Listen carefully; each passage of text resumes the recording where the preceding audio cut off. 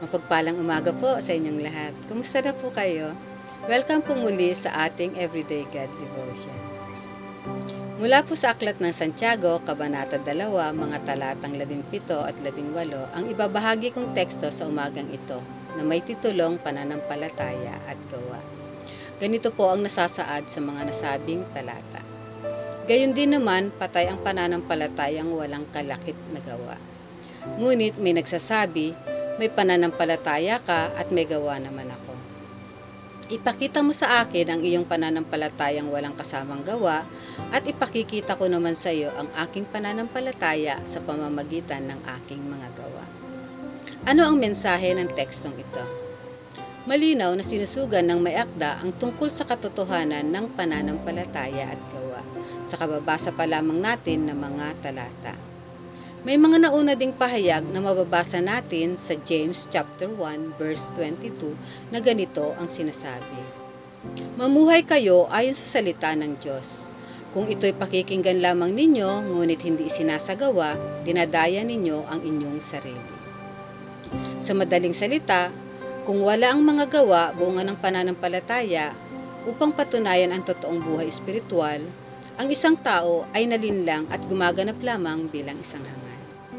Nakababahala ang ganitong pangyayari hindi lamang sa mga naunang mananampalataya sa bagong tipan na tinukoy ni James, kundi maging sa panahon natin ngayon. Ang ganitong estado ng kaisipan ay maaaring humantong sa ating kapahamakan. Ang ilan or pwede ring sabihin na karamihan sa atin ay nagpapahayag ng pagiging Kristiyano, subalit wala tayong ginagawa upang makasunod sa mandato ng ating Panginoong Hesus. Ito'y nangangahulugan na hindi natin lubusang isinusuko ang ating buhay sa pagsunod sa Kanya.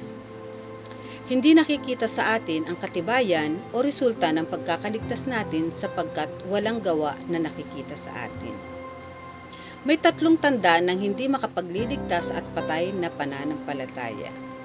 Una, empty confession, walang saysay na pag-amin o pagsisisi, na mababasa natin sa James chapter 2 verse 14. Pangalawa, false compassion, huwad na pagmamalasakit, na mababasa natin sa James chapter 2 verses 15 to 16. At ang pangatlo, ang shallow conviction, mababaw na pananalig, na mababasa natin sa James chapter 2 verse 18. Sa kabilang banda, makikitaan naman natin ng katibayan o bunga ang tunay at buhay na pananampalataya at ito'y mababasa natin sa James chapter 2 verses 21 to 26. Nais ko pong mabigyan ng pansin ang James chapter 2 verse 26 na ganito ang sinasabi.